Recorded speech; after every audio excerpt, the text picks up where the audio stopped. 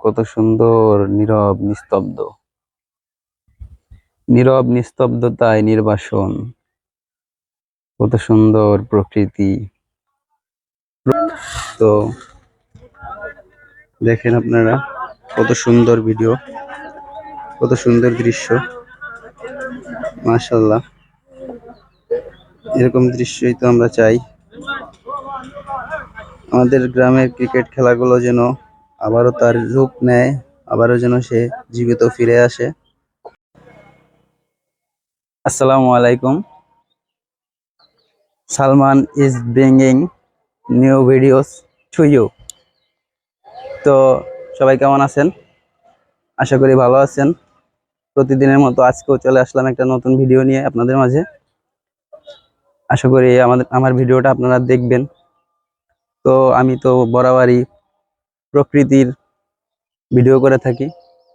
আজকে আসি একটা পুকুর পাড়ের এই দৃশ্য উপভোগ করতেছিলাম, তাই ভাবলাম আপনাদের মাঝেও শেয়ার করি।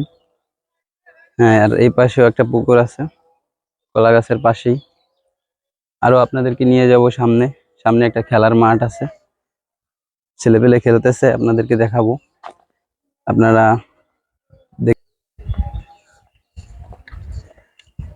দেখেন কত সুন্দর ভিউ, কত সুন্দর দৃশ্য।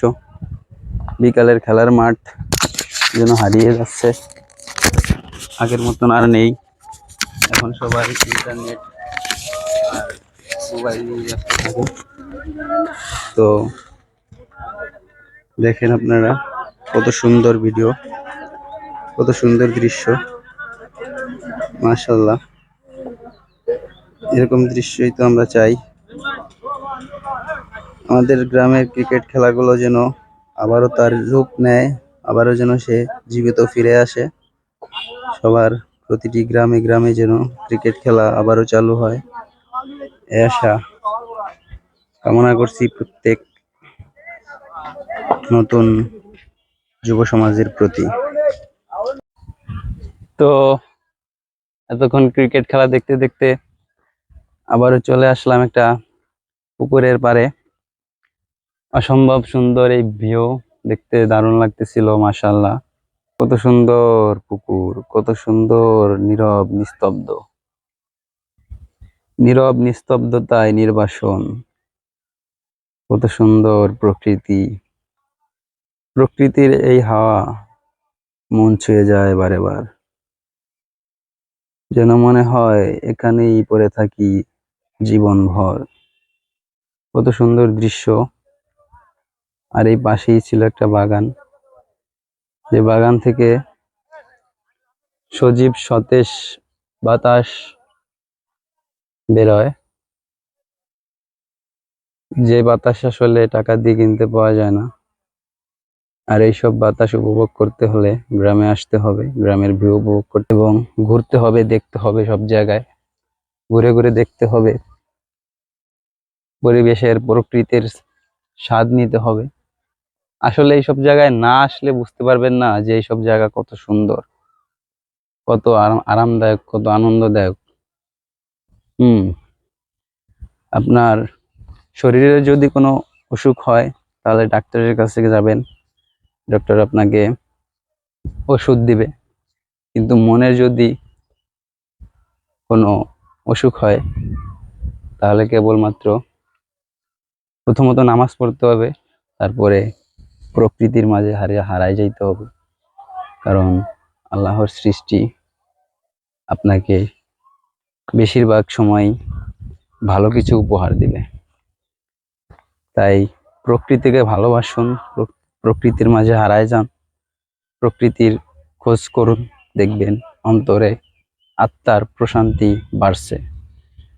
তো কথা বলতে বলতে আজকে দেখাবো আরো কিছু দৃশ্য দেখাবো। এই পাশেই একটা খামার আছে, মুরগি চাষ হয় এবং পুকুরে মাছ চাষ হয়।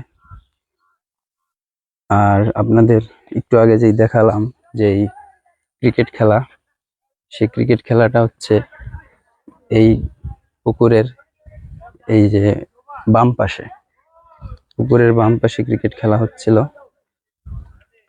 আর এখানে পুকুর আর পুকুর, পুকুরের কোনো শেষ নেই। ওই যে দেখেন ক্রিকেট খেলে যারা, তারা এখনো খেলা চালায় আছে। পাশে একটা ব্যান রাখা ছিল।